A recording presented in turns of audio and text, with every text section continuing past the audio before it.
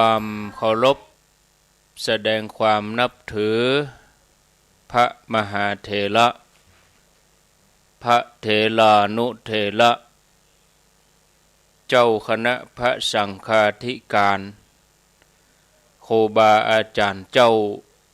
ที่เปิดวิทยุฟังอยู่ที่วัดที่ว่าเวลานี้บ่ว่าจะเป็นหลวงป่อหลวงลุงตุปีตุน้องเปื้อนสหธรรมพระสงฆ์ทั้งหลายจุตนจุองค์ครูบาอาจารย์ที่มีอายุพรรษามีการศึกษามีภูมิธรรมที่สูงกว่าเก่ากับผมขอถวายความเคารพแสดงความนับถือจุตนจุองค์มาแล้วเน้อญาติโยมท่านทั้งหลายมาแล้วมาปะกันแล้วมาปะกันในรายการสารธรรมยามแลงรายการสารธรรมยามแลงมาปะญาติโยมท่านสาธุชนทุกคนทุกท่านเป็นประจำเวลาบ่าย3 โมงเป็นต้นไปมาปะกันวันนี้เป็นวันศุกร์ที่5 เดือนพฤษภาคมพุทธศักราช2566วันนี้เป็นวันเดือน8เหนือแรม1 ค่ำเดือน8เหนือแรม1 ค่ำพร่ำว่าเป็นวันศุกร์สุดสัปดาห์แล้วก็เป็นวันหยุดแถมตัวญาติโยมเปิ้นหยุดกันตั้งแต่ตะวาแล้วสำหรับบรรดาข้าราชการรัฐวิสาหกิจหยุดกันในวันที่4ที่5ที่6แล้วก็วันที่7หยุดยาวเลย4 วันบวกกับวันเสาร์วันติดแถมรายการสารธรรมยามแลงประจำวันศุกร์ดำเนินรายการโดยอาตมภาพพระครูอภิวัฒนวิกรมวัดปากตังเจริญตำบลดอยหล่ออำเภอดอยหล่อจังหวัดเชียงใหม่มาพบญาติโยมท่านทั้งหลายเป็นประจำทุกวันศุกร์เวลาบ่าย3 โมงเป็นต้นไปถ้าเป็นวันพุธก็มาสนทนาธรรมกับท่านพระครูสุเมธธรรมเสวีส่วนวันจันทร์ก็เป็นตุลุงยองวันการก็สมณเณรลักษ์ปัญโยนันท์วันพุธนั้นอาตมาภาพกับท่านพระครูสุเมธธรรมเสวีวันพฤหัสบดีตะวาก็รับสัญญาณจากวิทยาลัยสงฆ์นครลำปางช่วงแรกก็ท่านสมชาติชาตปัญโยช่วงที่2ก็ท่านพระครูสิริธรรมบัณฑิตท่านดำเนินรายการตะวาวันพฤหัสบดีวันเวลาก็เว้ยหน่อยญาติโยมเพื่อกำเดียวบ่ได้ก็วันศุกร์ละวันศุกร์เสาร์ติดศุกร์เสาร์ติดเนาะวันเวลาล่วงเลยไปเว้ยญาติโยมแหมสักกรรมบะกี่ชั่วโมงนั่งนั่งจ่านั่งจัดรายการญาติโยมฟังรายการเดี๋ยวก็ค่ำละจบรายการแล้วญาติโยมท่านผู้ฟังที่อยู่ต่างบ้านก็ดีจะเสาะเข้าน้ำเข้าแรงแล้วเนาะเกี่ยมกับเข้ากับป่าเวลาบ่าย3 โมงอย่างนี้เป็นเวลาที่แดดยามบ่ายฮ้อนแก่ๆละ4 โมง5 โมงก็ตะวันก็จะลงละจะตกละบางพื้นที่ก็มีมืดฟ้ามืดฝนครึ้มฟ้าครึ้มฝนช่วงนี้ฤดูนี้ญาติโยมก็จะมีอุปสรรคต่อการจัดรายการน้อยมีฟ้ามีฝนมีลมฟ้าแมบฟ้าห้องก็ทำใจเอาเนาะญาติโยมขออนุโมทนากับสถานีวิทยุคลื่นต่างๆ ที่เปิ้นได้รับสัญญาณนำรายการนี้ไปสู่ผู้ฟังทางบ้านญาติโยมที่ฟังทางเมืองฝางแม่อายชัยประการญาติโยมฟังทางที่พระบาทอุดม FM 100.25 คลื่นคณะสงฆ์อำเภอฝางวัดพระบาทอุดมน้ำบ่อชาวา FM 100.25 ในเมตตาปรมีธรรมของหลวงพ่อพระครูสุจิตานุรักษ์หลวงพ่อเจ้าคณะอำเภอฝางก็ปีนี้เฮาก็จะได้ไปเอวเมืองฝางกันเนาะไปตานเตียนกันที่เมืองฝางญาติโยมตังลำปางตังเวียงป่าเป้าตังเมืองน่านเมืองแป่ตังโดยหลอดจอมตรองสันปะตรองแม่วางปะสังบ้านหงจะได้ไปตานเตียนกันที่เมืองฝางแต่ก่อนจะไปตานเตียนก็ต้องไปแปลงเตียนเหี่ยก่อนกำอันจะเอาอย่างไปตานก็เฮาจะไปแปลงเตียนไปรอเตียนกันที่ลำปางแล้วก็ไปตานเมืองฝางเนาะญาติโยมรายละเอียดอย่างใดก็รอฟังหลังวันที่21พฤษภาขอบคุณอนุโมทนา FM 104.50 วัดฝ่ายหินโดยท่านพระครูสมุวิสุวัตวรกิจโจเจ้าอาวาสวัดฝ่ายหินผู้อำนวยการสถานีคลื่น 104.50 สถานีพระพุทธศาสนาการศึกษาและวัฒนธรรม FM 104.50 ขอบคุมตั้งพื้นที่อำเภอเมืองเจียงใหม่สารปีสันทรายแม่แตงแม่ริมหางดงข้ามไปถึงลำปางแล้วก็เวียงป่าเป้าตุยญาติโยมฟังตั้ง 104.50 นี่วัดฝ่ายหินสายใต้เฮาก็ที่ 89.50 บ้านทุ่งเรดิโออนุโมทนากับป่ออุดมแม่เทียมวันพุทธวงศ์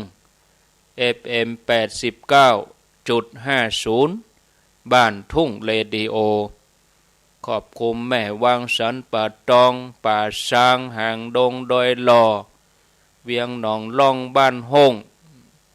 ญาติโยมฟังกันที่ 89.50 บ้านทุ่งเรดิโอญาติโยมติดตามรับฟังที่ 98.75 คลื่นธรรมะของชุมชนวัดห้วยตองซักที่วัดห้วยตองซักก็ขอกราบขอบพระคุณท่านพระครูวาปีวรมนิตท่านพระอาจารย์ชวลิตชยวังโสที่ท่านได้ควบคุมดูแลรายการดูแลเทคนิคคอมพิวเตอร์ระบบไฟฟ้าเฝ้าอยู่ที่สถานีญาติโยมได้รับฟังอย่างต่อเนื่องก็ขออนุโมทนาบุญตวยญาติโยมฟังทางลำปางติดตามรับฟังที่คลื่นวิทยาสงฆ์นครลำปาง FM 106.50 ตั้งอยู่ที่วัดบุญญาวาสอำเภอเมืองลำปางโดยวิทยาสงฆ์นครลำปางอันมีท่านผู้อำนวยการวิทยาสงฆ์ท่านพระมหานพดลสุวรรณเมธีเจ้าคณะอำเภอวังเหนือเจ้าวาดวัดสุวรรณบรรพตท่านพระมหานพดลสุวรรณเมธีแล้วก็ผู้อำนวยการสถานีอนุโมทนาบุญกับอาจารย์ดร.จิรศักดิ์ปันลำตลอดจนถึงดีเจเจ้าหน้าที่ฝ่ายเทคนิคทุกส่วนทุกฝ่ายจิตอาสาโดยที่ได้ช่วยกันนำเสียงนำธรรมะไปสู่ป่ออุ้ยแม่อุ้ยต่างบ้านก็ขออนุโมทนาบุญตวยมาปะกันแล้วบ่เฮอได้ขาดแคลวเสียเวลานำเสนอสาระธรรมะวันนี้คือหัวข้อชีวิตนี้มาเพื่อประโยชน์แล้วก็หัวข้อความเอื้อเฟื้อเผื่อแผ่แล้วก็ความเสียสละต่อส่วนรวมนำเสนอสาระธรรมะหัวข้อที่นำมามากล่าวญาติโยมวันนี้ชีวิตนี้มาเพื่อทำประโยชน์อันอย่างจะใดญาติโยมมนุษย์เฮานี้ เมื่อเกิดมาแล้ว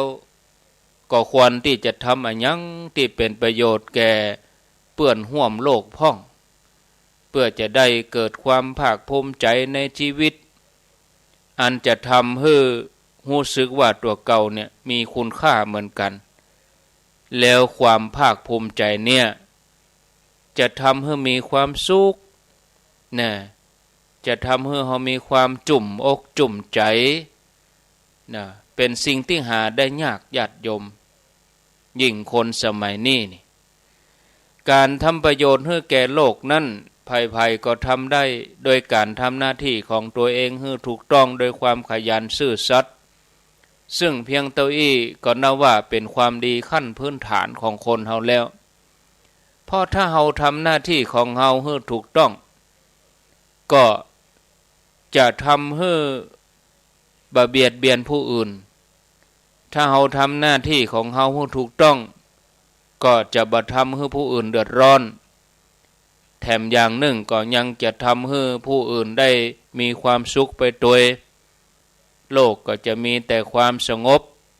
ถ้าเฮาทุกคนทำหน้าที่ของตนให้ถูกต้องส่วนคนที่บ่ทำหน้าที่ของตัวเองให้ถูกต้อง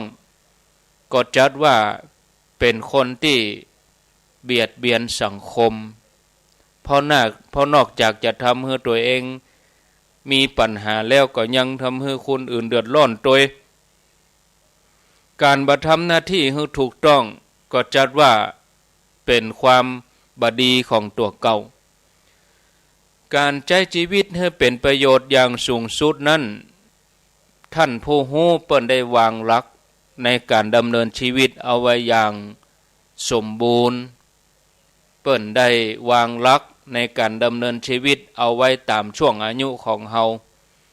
คือช่วงอายุน้อยเนี่ยก็ทำหน้าที่เรียนรู้ห่ำเรียนศึกษาวิชาความรู้วิชาการวิชาชีพแล้วก็แสวงหาความรู้ให้ได้นักที่สุดเมื่อเจริญเติบโตใหญ่ขึ้นมาบรรลุนิติภาวะแล้วมีการมีงานทำแล้วก็เป็นช่วงของการมีครอบครัวสร้างฐานะให้มันคงเข้มแข็งเมื่อมีอายุนักขึ้นลูกหลานมีความมั่นคงในชีวิตแล้วเฮาก็แสวงหาความหลุดพ้นให้กับตนเองเพื่อให้ชีวิตในยามชราจะได้บ่เป็นทุกข์นะญาติโยมรวมถึงเตรียมพร้อมที่จะจากโลกนี้ไปอย่างสงบสุขไปอย่างบ่เป็นทุกข์เมื่อตัวเก่าเฮาญาติโยมปะกับความพ้นทุกข์แล้วเฮาก็จะได้ช่วยเหลือคนอื่นให้สิ่งที่เป็นสาระแก่ชีวิตพ่องซึ่งก็คือการเผยแผ่ความรู้อันจะเป็นประโยชน์แก่เพื่อนมนุษย์รวมถึงการเสียสละหรือสิ่งของที่จะเป็นประโยชน์แก่เพื่อนร่วมโลกท่านผู้ฟังญาติโยมหลักการนี้พอแล้วจะเป็นหลักการสากลคือเมื่อเป็นละอ่อนก็เสาะแสวงหาความรู้เมื่อเจริญเติบโตใหญ่ขึ้นมาก็สร้างฐานะรักฐานครอบครัวเมื่อมีอายุหนักแล้วเฮาเริ่มแก่เฒ่าเฮาก็แสวงหาความสงบแก่ใจอย่างที่มันวุ่นวายใจก็จะไปเอามากวนหัวใจเพราะว่าเฮาทั้งหลายก็อายุมันก็หนักขึ้นความชราความแก่เฒ่ามันก็มีเมื่อมีความสงบสุขแล้วก็เสียสละเพื่อส่วนรวมนะช่วยให้เพื่อนมนุษย์เนี่ยให้เขาได้หันความจริงของชีวิตอันนี้จะเป็นชีวิตที่สมบูรณ์ของมนุษย์เฮาที่พอหาได้ยากในสังคมปัจจุบันนี้เพราะคนสมัยนี้เนี่ยญาติโยมส่วนใหญ่เมื่อเป็นละอ่อนกำลังดีบางทีก็บ่ห้ำบ่เฮียนเนาะเมาแต่เที่ยวเตร่สนุกสนานเฮฮาพ่อแม่ส่งให้เฮียนบ่เฮียนตัวเปื้อนตัวเจ้าโมเนี่ยแล้วเจ้าแต่นั้นยังบ่พอ ชอบเสาะหากู้ตั้งแต่อายุน้อยเมื่อใหญ่ขึ้นมาทำงานก็บ่ชอบที่จะสร้างฐานะรักฐานมัวแต่เที่ยวเตร่เฮฮาแม้จะอายุนักขึ้นก็ยังบ่หยุดเตื้อยังชอบความสนุกสนานเฮฮาบ่ชอบความสงบสุขแล้วก็บ่อยากจะหลุดพ้นแล้วญาติโยมบ่ต้องอู้ถึงว่าจะไปช่วยเหลือคนอื่นได้อย่างใดเพราะยังมีความหันแก่ตัวอยู่ก็เลยบ่กึดที่จะช่วยเหลือภัยซึ่งการมีชีวิตอย่างนี้จัดว่าเป็นการใช้ชีวิตที่บ่มีค่าคือเกิดมาก็เสียชาติเกิดบ่ได้สร้างความดีงามอันหยังไว้เป็นสิ่งที่ให้คนรุ่นหลังได้ระลึกนึกถึงเอาบ่ให้คนรุ่นหลังได้เป็นแบบอย่างเลยชีวิตที่เกิดมามัวแต่แสวงประโยชน์ตัวเองเมาแต่แสวงหาความสนุกสนานเฮฮาเขาย่อมที่จะบ่ได้รับประโยชน์จากการเกิดมาเป็นมนุษย์เกิดมาเพียงเพื่อแสวงหาความสนุกสนานเมื่อจากโลกนี้ไปก็บ่ได้อันหยังที่เกิดประโยชน์แก่ตนแก่ส่วนรวมชีวิตของเขาก็บ่มีค่าเมื่อเปรียบเทียบกับต้นไม้ญาติโยมต้นไม้น้อยๆนี่ที่เฮาอาจจะเพราะว่าต้นไม้น้อยๆเนี่ยบ่มีประโยชน์อันหยังกับไผที่จริงแล้วเนี่ยญาติโยมถึงแม้จะเป็นเพียงต้นไม้น้อยๆหรือเป็นเพียงต้นหญ้าน้อยๆต้นหนึ่งก็ยังเป็นประโยชน์ต่อสิ่งมีชีวิตบนโลกเพราะต้นไม้น้อยๆหรือว่าต้นหญ้าก็ยังช่วยสร้างออกซิเจนถึงแม้มันจะน้อยก็ตามแต่เพราะต้นไม้ต้นหญ้าทั้งหลายบนโลกนี้ได้ช่วยกันสร้างออกซิเจนให้กับโลกทำให้มนุษย์ทำให้สัตว์ทั้งหลายได้อากาศบริสุทธิ์หายใจถ้าบ่มีต้นไม้บ่มีต้นหญ้านี่ชีวิตของเฮาทั้งหลายนี่ก็คงสามารถจะเกิดขึ้นมาได้หรือบ่สามารถจะมีชีวิตอยู่ได้ญาติโยมต้นไม้ต้นหญ้าขนาดว่าเป็นต้นไม้ต้นหญ้าก็ยังทำประโยชน์แก่โลกญาติโยมเฮาเป็นมนุษย์ในลักษณะกายเนี่ยที่เหนือกว่าพืชกว่าสัตว์ทั้งหลายเต้าเฮาจะบ่ทำประโยชน์ต่อโลกพ่องกาเฮาก็ต้องมาพิจารณาธรรมตัวเก่านี้ญาติโยมถ้าเฮายังบ่ได้ทำอะไรยังที่เป็นประโยชน์ต่อโลกต่อสังคมเฮาก็ต้องอายต้นไม้อายต้นหญ้าชีวิตที่มีคุณค่าชีวิตที่มีสาระก็ต้องเป็นชีวิตที่ทำประโยชน์แก่โลกทำประโยชน์แก่สังคมส่วนชีวิตที่ทำร้ายโลกก็คือการไปเบียดเบียนชีวิตผู้อื่นเบียดเบียนสัตว์เบียดเบียนมนุษย์ด้วยกันโดยที่บ่ได้ช่วยเหลืออันยังญาติโยมชีวิตที่มันบ่มีค่าไร้สาระญาติโยมอันเนี้ยเป็นสิ่งที่จำเป็นที่เฮาทั้งหลายควรพิจารณาตัวเก่าว่าเฮาได้ทำตัวให้เป็นประโยชน์ต่อโลกต่อสังคมต่อเพื่อนมนุษย์ด้วยกันนักน้อยเท่าใดก็ว่าบ่เคยแม้จะไปช่วยเหลืออันยังไผถ้าเป็นอย่างนี้ก็ฮ้องว่าเฮายังทำตัวบ่มีค่าบ่สมกับการเกิดมาเป็นมนุษย์ที่มีมันสมองมีความคิดที่ดีเลิศกว่าสัตว์แล้วเฮายังเป็นส่วนเกินของสังคมนะญาติโยมแต่ถ้าเฮารู้จักทำตัวให้เป็นประโยชน์ต่อโลกพ่องถึงแม้มันจะเล็กน้อยโดยการทำหน้าที่ของตัวเองให้ถูกต้องเฮาก็ได้ชื่อว่าเป็นคนที่มีคุณค่ามีความภาคภูมิใจที่ได้เกิดมาบ่อายไผแล้วยิ่งถ้าเฮาได้ช่วยเหลือเพื่อนมนุษย์ด้วยกันได้ช่วยเหลือสัตว์ช่วยเหลือ ต้นไม้พืชพันธุ์ทั้งหลายแล้วก็ช่วยกันรักษาธรรมชาติให้คงอยู่ต่อไปเฮาก็จะเป็นคนที่มีคุณค่ามีความสมบูรณ์เหมาะสมกับการที่เป็นมนุษย์นะเฮาก็จะได้รับสิ่งที่มีค่าในการเกิดมาในโลกมนุษย์จัดเนี่ยญาติโยมสิ่งที่เฮาควรทำคืออย่างคือความเอื้อเฟื้อเผื่อแผ่ความเสียสละญาติโยมสังคมไทยเฮานี่เป็นสังคมที่มีประวัติศาสตร์ความเป็นมาสืบต่อกันมายาวนานแล้วก็มีลักษณะหลายอย่างที่เป็นของตัวเก่านะบอกว่าการเคารพผู้ใหญ่การเคารพผู้มีอาวุโสความเก่งอกเก่งใจกันความเอื้อเฟื้อเผื่อแผ่ความมีเมตตากันเนี่ยอันเนี้ยมันเป็นมนต์เสน่ห์ของวัฒนธรรมไทยเฮาญาติโยม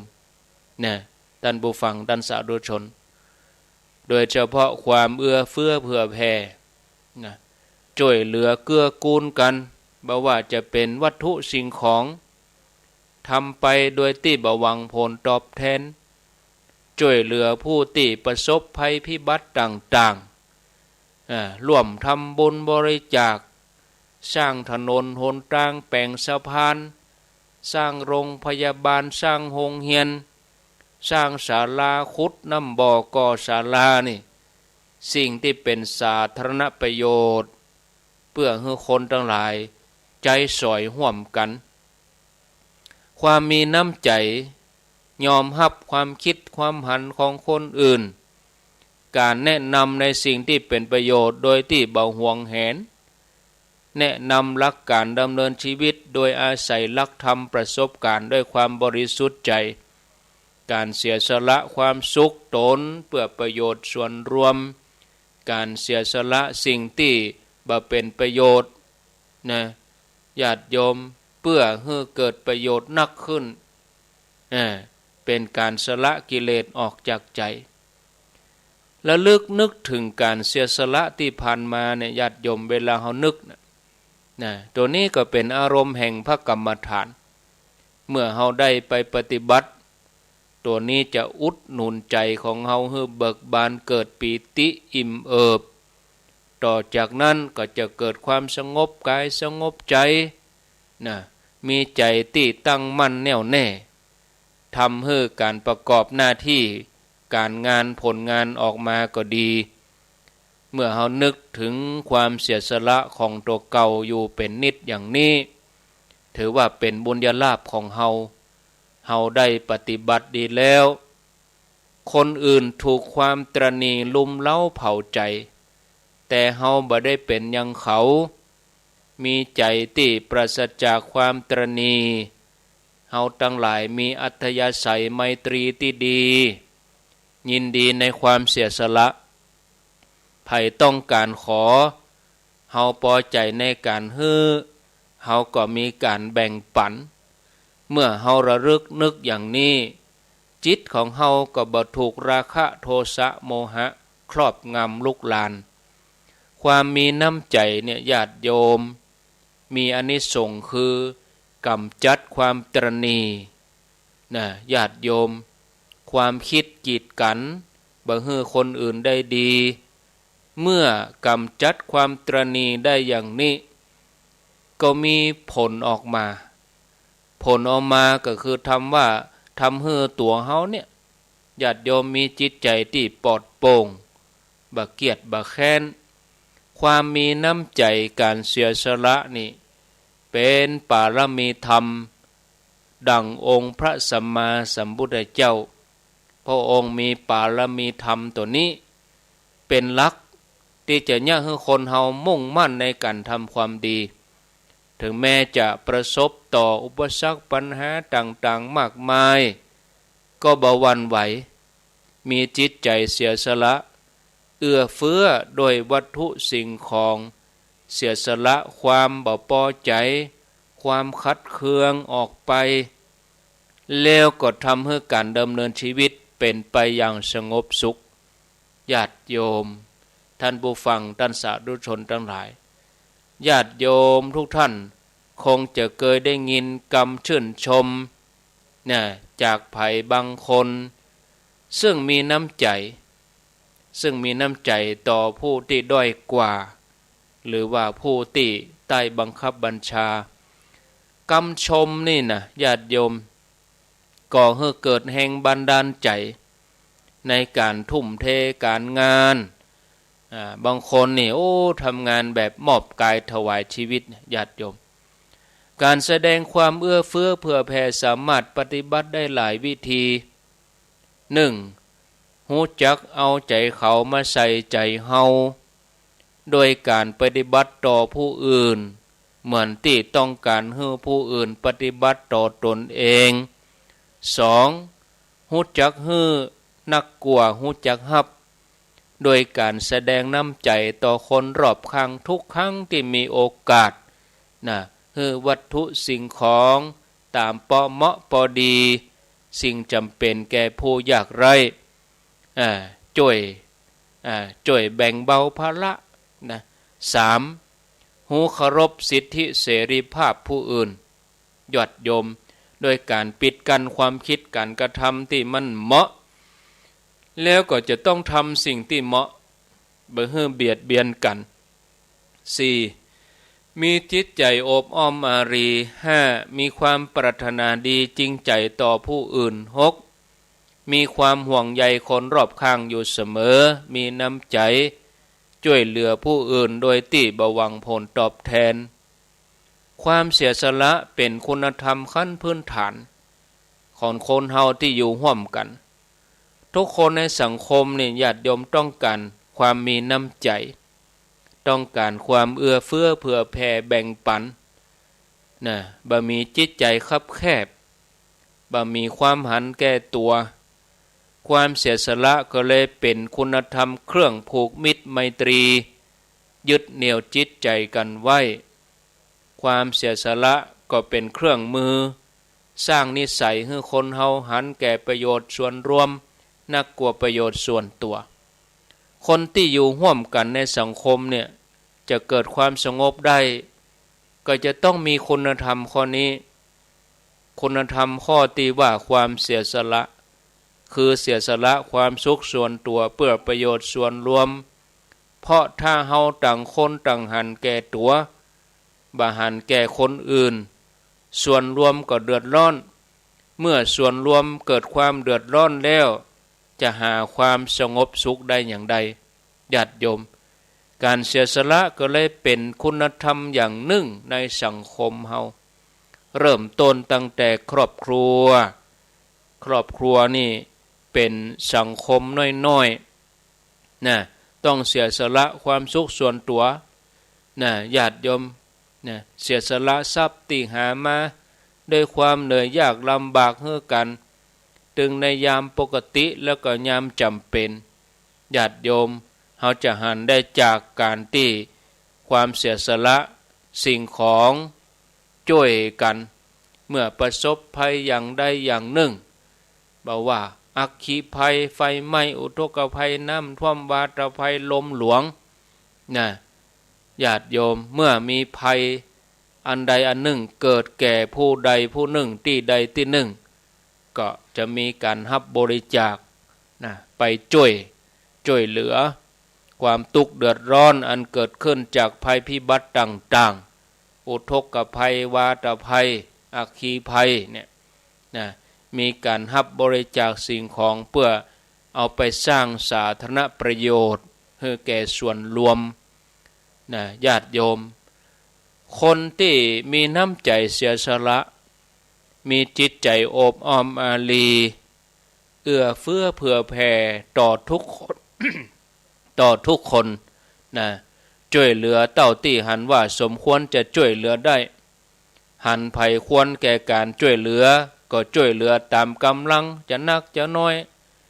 หรือบางครั้งก็ช่วยเหลือกันด้วยกำลังกายบางครั้งก็ช่วยเหลือกันด้วยกำลังทรัพย์บางครั้งก็ช่วยเหลือกันด้วยกำลังสติปัญญาทุกครั้งช่วยเหลือกันก็มีความเมตตากรุณา เกิดประโยชน์ปลดทุกข์เนี่ยญาติโยมคนที่ฝึกฝนมาดีแล้วนะในเรื่องของการเสียสละนะญาติโยมก็ต้องเสียสละนะสามารถที่จะทำได้อย่างเสมอสามารถที่จะเสียสละเนาะญาติโยมความเอื้อเฟื้อเผื่อแผ่การเสียสละเป็นคุณธรรมสำคัญอย่างหนึ่งที่สร้างความนับถือผูกมิตรไมตรีทำให้คนเฮาที่อยู่ด้วยกันเนี่ยเกิดความฮักนะเกิดความฮักกันย่อมส่งผลดีตลอดญาติโยมก่อให้เกิดความชื่นชมยินดีบ่ว่าจะเป็นผู้ฮื้อผู้ฮับคนที่มีน้ำใจเสียสละเนาะกึศที่จะเสียสละแบ่งปันความสุขของตนเพื่อจะให้คนอื่นได้เกิดความสุขนะถ้าไผทำอย่างนี้ได้ไผก็อยากจะคบหาสมาคมแต่คนที่บ่มีความเอื้อเฟื้อบ่มีความเสียสละไผก็บ่อยากจะคบหาสมาคมฉะนั้นผู้ที่หันพอการไกก็จะต้องพยายามฝึกฝนตนเองเพื่อเป็นคนที่เสียสละแบ่งปันวันละนิดละหน่อยวันละน้อยเนาะเป็นการสร้างอุปนิสัยเป็นการสร้างนิสัยทำอัธยาศัยที่ดีให้กับตัวเองอุปนิสัยนี่จะก่อยฝังลึกลงในใจจนกลายเป็นอุปนิสัยที่มั่นคงเนี่ยทำลายได้ยากแล้วก็จะเป็นอุปนิสัยประจำตัวต่อไปนี่ญาติโยมนี่ก็ฝากไว้ในเรื่องของความเอื้อเฟื้อเผื่อแผ่ในเรื่องของสาระธรรมะชีวิตนี้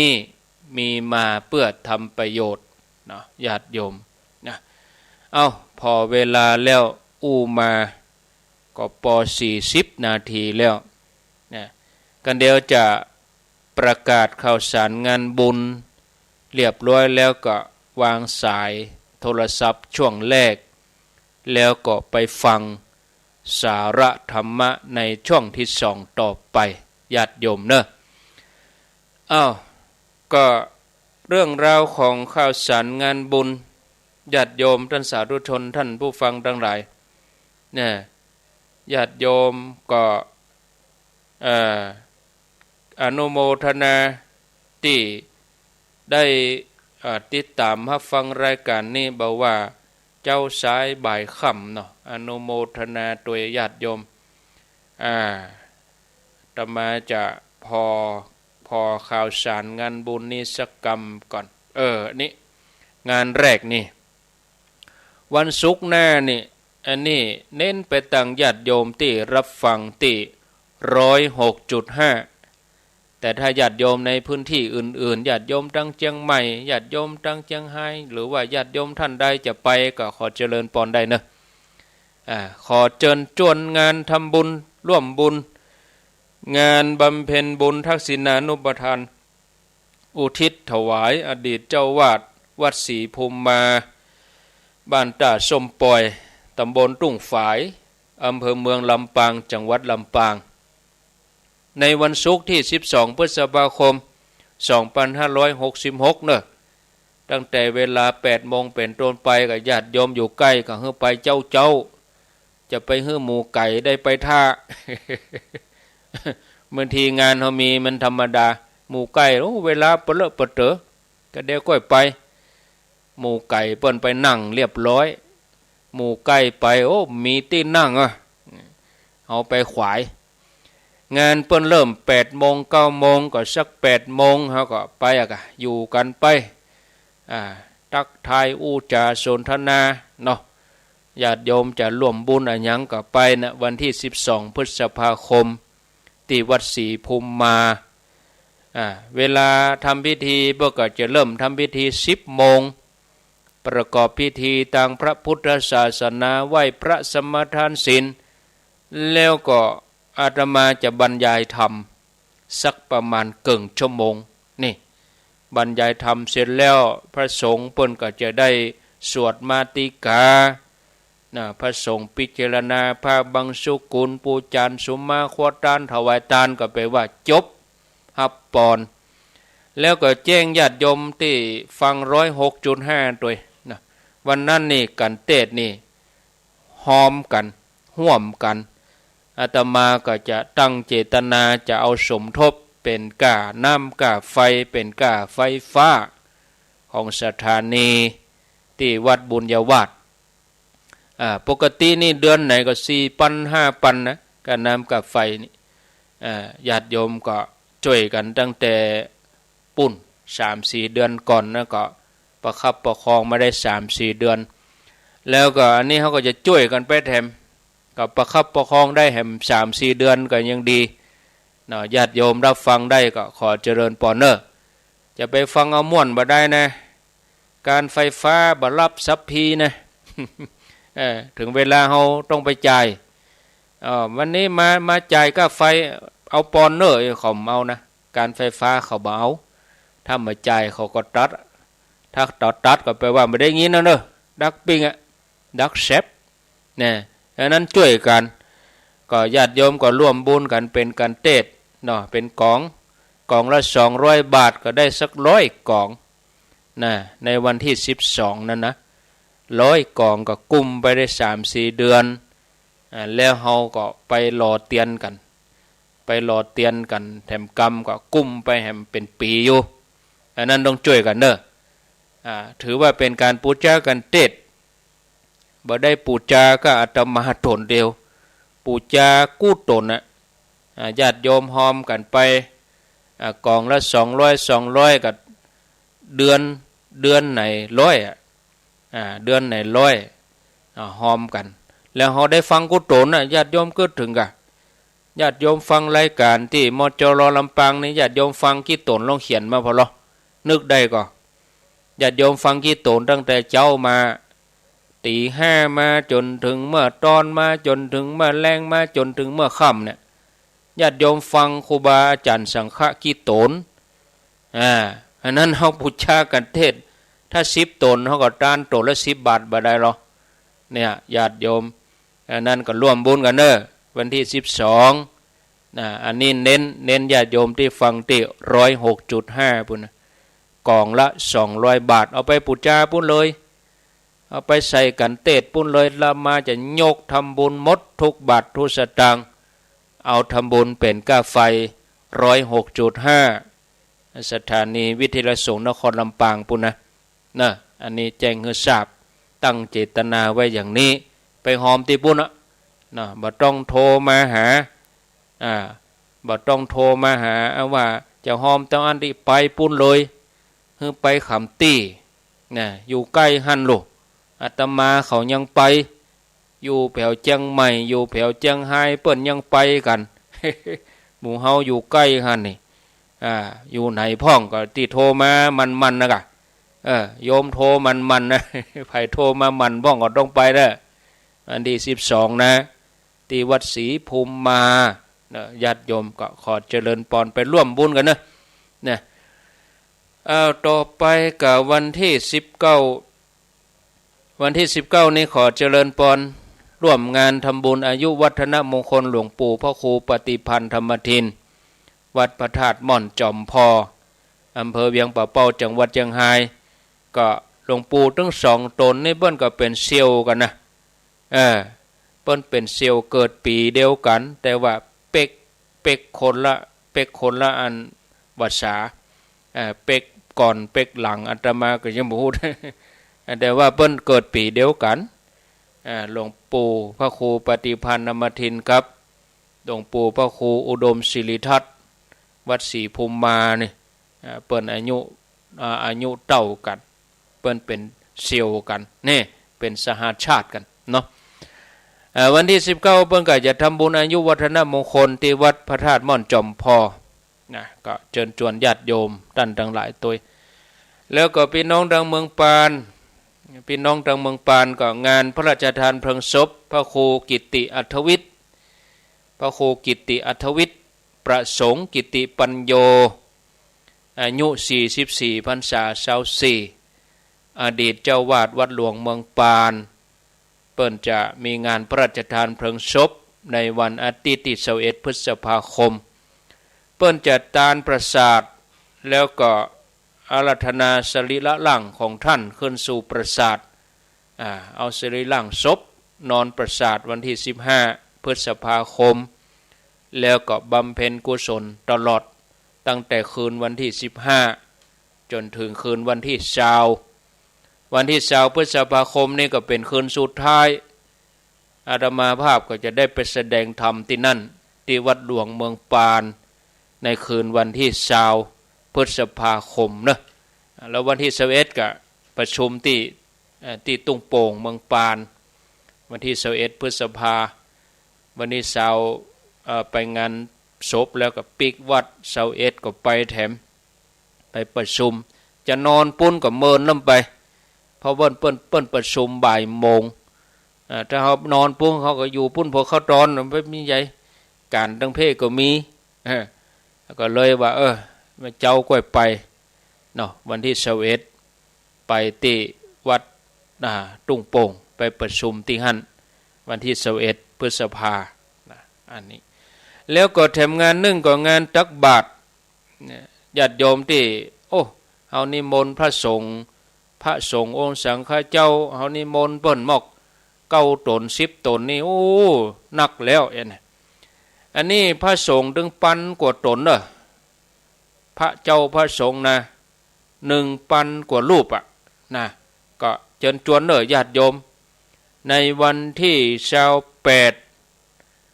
28พฤษภาคมพระสงฆ์ก็มาจากหลายอำเภอมีอำเภอดอยหล่ออำเภอจอมตองอำเภอแม่วางสันป่าตองฮอดหางดงสารปีแล้วก็อำเภอเมืองเชียงใหม่ตัว8-9อำเภอนี่จำนวน 1,000 กับ28 ตน 1,000 กับ28 รูปเนื่องในสัปดาห์ส่งเสริมพระพุทธศาสนาวิสาขบูชานี่เป็นวันที่3มิถุนายนญาติโยมแล้วเราก็ไปใส่บาตรก่อน1สัปดาห์วันที่28พฤษภาไปตักบาตรที่ไหนก็ที่ศูนย์ปฏิบัติธรรมโดยรอมันเข้าตังใดก็ไปตังผาจ่อหั่นตั้ง GPS ว่าผาจ่อไปตังผาจ่อไปตังวัดท่านพระครูวรธรรมนาถเขาจะกายไปกายวัดหนองเหียงกายวัดท่านพระครูวรธรรมนาถไปขึ้นไปตังผาจ่อเปิ้นจึงมีป้ายบอกผาจ่อนะถ้าลุกจากเวียงมาลุกจากในตัวเมืองมาก็ต้องไปกลับรถยูเทิร์นกลับรถเลยวัดฟ้าหลังไปหน่อยฟ้าหลังสันหินถ้าว่าลุกจากจอมตองลุกตังใต้มาก็เลยวัดฟ้าหลังไปหน่อยแล้วก็เลี้ยวซ้ายเข้าไปตังเทศบาลสันติสุขเข้าไปตังไส้อัวป้าตุ๋ยเข้าไปตังผาจ่อเข้าไปตังโป่งจ่อนี่นะหาบ่ยากญาติโยมไปใส่บาตรพระสงฆ์ 1,000 กับ28 รูปในวันที่28พฤษภาคมก็ขอเชิญชวนญาติโยมทั้งหลายตัวพอเวลาแล้วก็ค้างแหม8-9 นาที8-9 นาทีก่อนที่จะพักฉันน้ำนี่ก็เปลี่ยนบรรยากาศมืดมาแล้วญาติโยมแรงมาก็มืดแล้วก็ที่ตมาอยู่ที่ดอยหล่อปัตตังเจริญมันมืดบ่ได้นะมืดแล้วก็บ่ตกแต่ว่าวันซืนนี่ที่อื่นเพิ่นตกหมดที่ดอยหล่อปัตตังเจริญนี่บ่ตกกายไปก็กายมาตั้งแต่ปีใหม่มาเนี่ยฝนถึงบัดย้อยใจคาเลยน้ำฝนบัดย้อยใจคาเลยที่อื่นนี่เพิ่นตกหมดญาติโยมที่ไหนตกพ่องรายงานรายงานแล้วก็แบ่งให้พ่องแบ่งฝนมาให้พ่องเจริญพรราชการพ่อเมื่อคืนนี้ผมแย่เลยแย่อะไรตีมันสูงครับแย่อะไรครับแย่อะไรบอกให้ครบเป็นอันกะบอกครบแย่เลยอีนี่ เดี๋ยวนี้มันสูงแล้วเจ้าก็ได้เจ้า อ๋อเป็นฟ้าเป็นฝนอืมครับชัดเจนดีนะ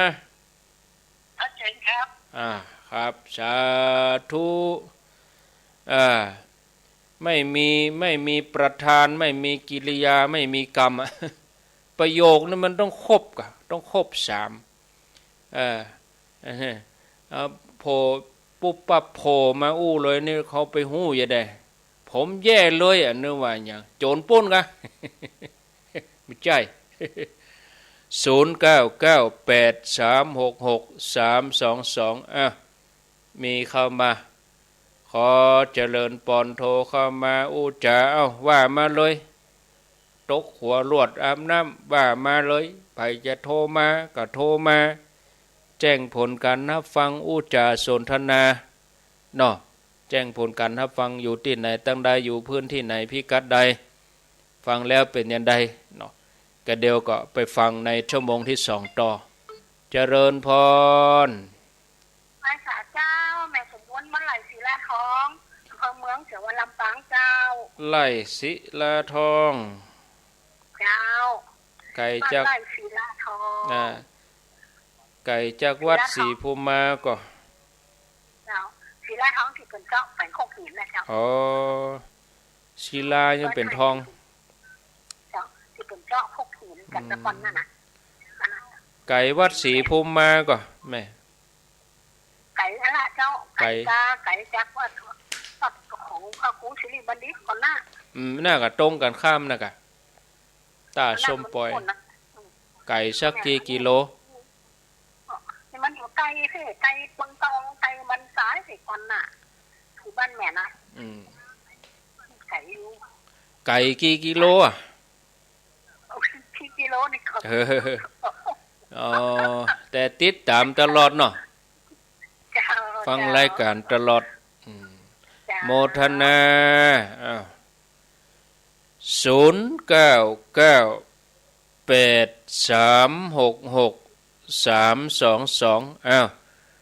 มีเข้ามาจากไก่จะใกล้ยังได้ก็แล้วแต่วันที่12ก็ไปแอวกะไปแอวหากันที่วัดศรีภูมิหันเนอะจากไก่จะใกล้ยังได้ก็ทำได้ไปก็ฝากครูบาอาจารย์เปิ้นมีสามเณรหอมบุญจอมออมศีลหันเนอะเจริญพรว่าจะได้แม่ศรีกุลแม่ศรีกุลจันทุระบ้านหนองร่องตำบลบ้านเป้าอำเภอเมียงจังหวัดลำปางจ้าแม่ศรีกุลเนี่ยต้องไปก่อนเปิ้นนะที่12นี้ฟังคำตะคูชัดเจนดีนะกันน่ะอย่าไปฟังเอาม่วนบ่ได้กะตีอู้ให้ฟังแต่เกี้ยเข้าใจก่อเข้าใจกะแต่ประเดี๋ยวจะเจ็บหัวเข่าหำหมดแม่ตกอีเข้าใจเรื่องหยังเข้าใจเรื่องหยังเข้าใจเรื่องหยังไปทำบุญนี่แหละเจ้าโมทนา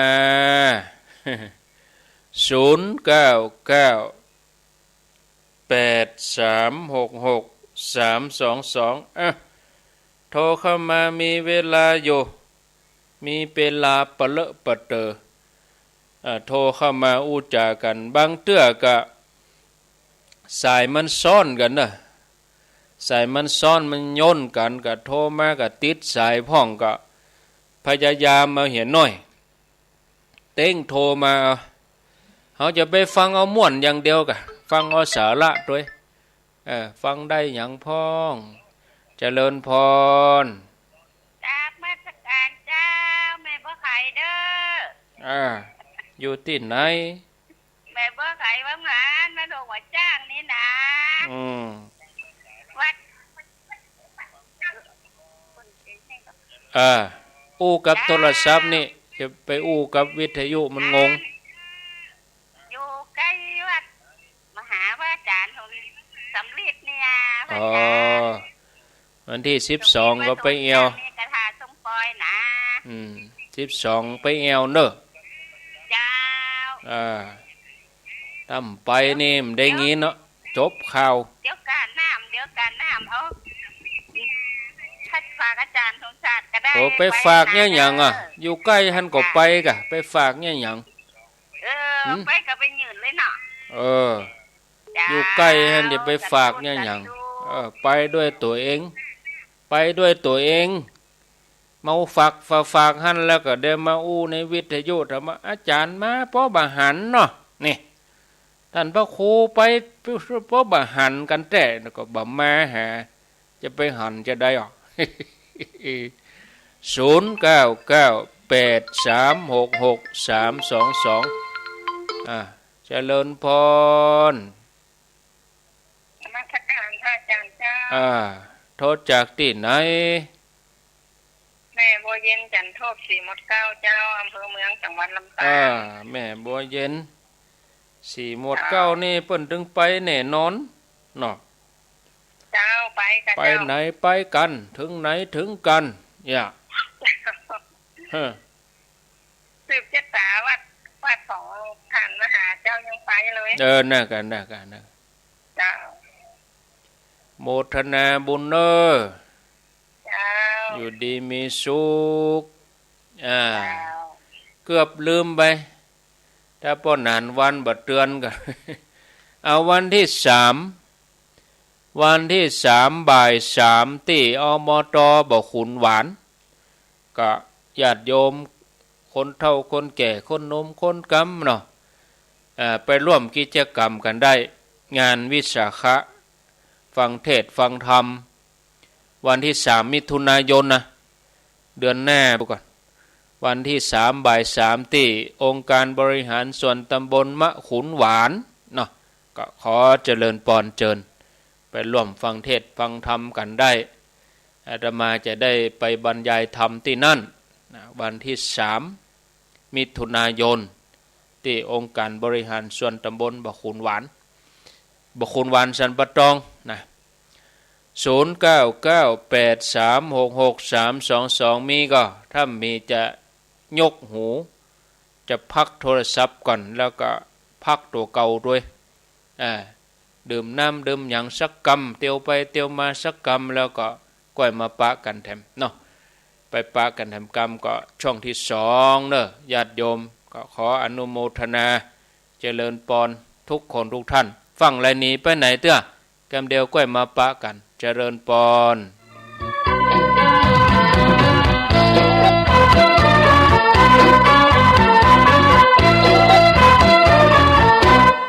ขอเชิญชวนสาธุชนพี่น้องเตรียมข้าวเตรียมของมาตักบาตรทำบุญที่สาขาบูชาเอาศรัทธาหูคุณตักบาตรทำบุญถวายเป็นพุทธบูชาสัปดาห์วิสาขบูชาโลกรวมพลังพุทธบริษัททั้ง4ถวายมหาสังฆทานครั้งที่3ของอำเภอดอยหล่อตักบาตรพระสงฆ์สามเณร1,028 รูปถวายเป็นพุทธบูชาเนื่องในวันประสูติตรัสรู้ปรินิพพานของพระสัมมาสัมพุทธเจ้าทำบุญเมืองดอยหล่อครบ28 ปีเพื่อสถาปนาให้เป็นดอยหล่อพุทธนครอันรุ่งเรืองด้วยศีลธรรมและรวมพลังชาวพุทธทรงกำลังใจช่วยเหลือคณะสงฆ์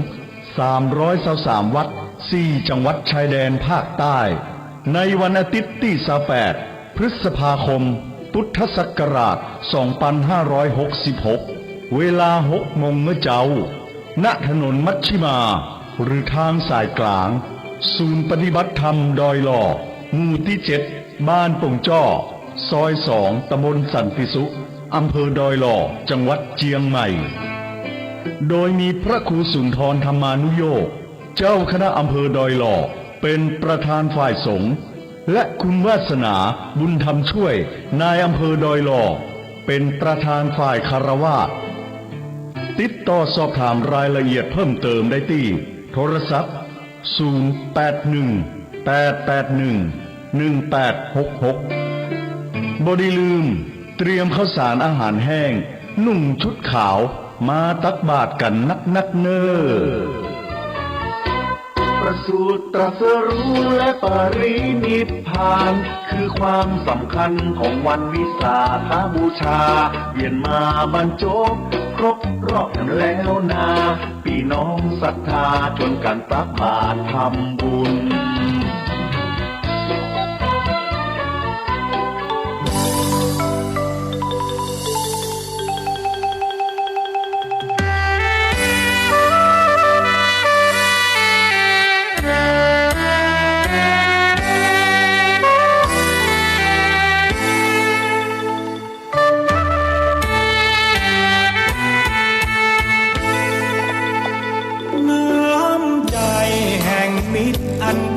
อารีก็คือคนดีเขามีเมตตารู้จักเกื้อกูลและอุดหนุนซึ่งกันดังว่าต้องทำใจรักกันไว้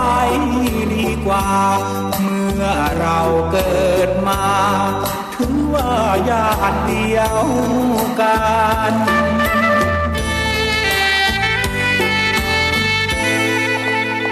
ขอเพียงอย่าหวังดวงใจอาธรรมมุ่งแต่ก่อกรรมน้อมนำโศกสันหวังแก่งแย่งดีคอยเสียดสีได้มีใจมันหากเขาดีแล้วควรดีเกื้อกันอย่ามัวเดียดฉันมิตรสัมพันธ์จะคลาย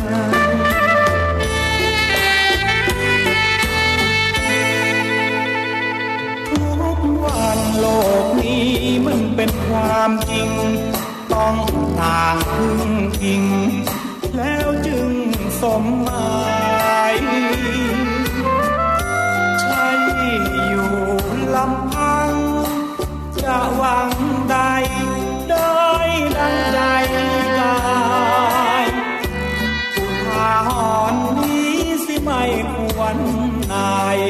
หากมีโชคร้ายแล้วยังได้พึ่งกัน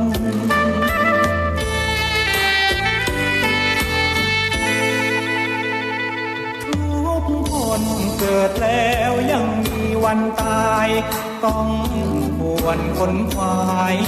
หมายดีต่อกันแม้นสร้างกรรมชั่วกรรมจะตามสนองตัวผัวพัน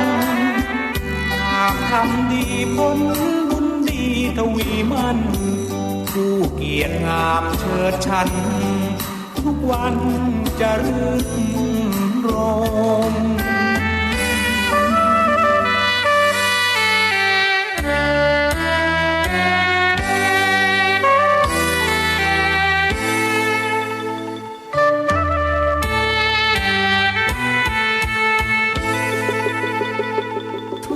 ทุกคนเกิดแล้วยังมีวันตายต้องควรขนขวายหมายดีต่อกันแม้นสร้างกรรมชั่วกรรมจะตามสนองตัวผัวพันหากทำดีผลบุญดีทวีมันผู้เกียรติงามเชิดชันทุกวันจะรื่นรม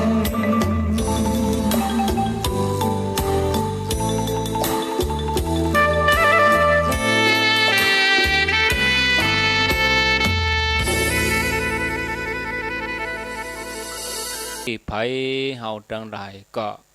มีต่อกันได้ง่ายๆโดยที่บางครั้งคนที่ฮื้อ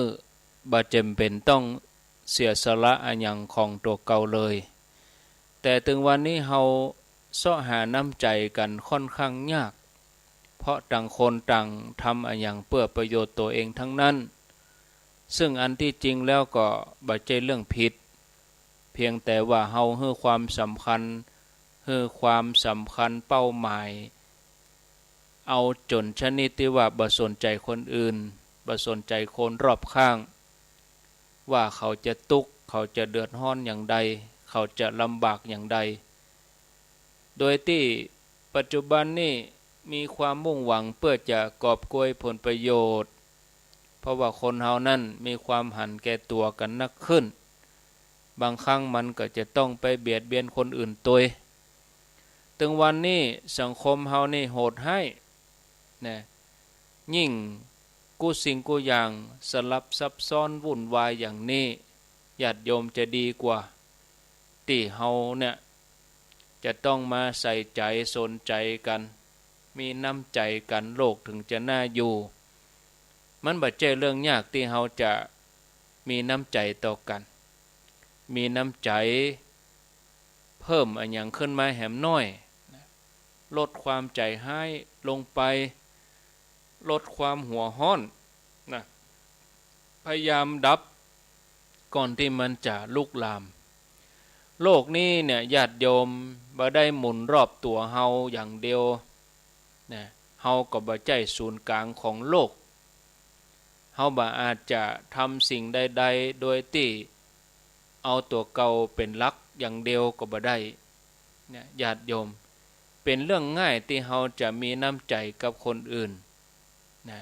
เพราะการเรียนรู้ที่จะเป็นคนฮือนะมันทำได้ยากแต่ก็ถ้าเฮามีจิตใจที่บ่หันแก่ตัวมีเมตตาจิตบ่ได้พอหันประโยชน์ตัวเองเป็นหลักเนาะต้องพอประโยชน์ระหว่างถึงสองศรัทธาญาติโยมอันนี้คือพิจารณาอย่างนี้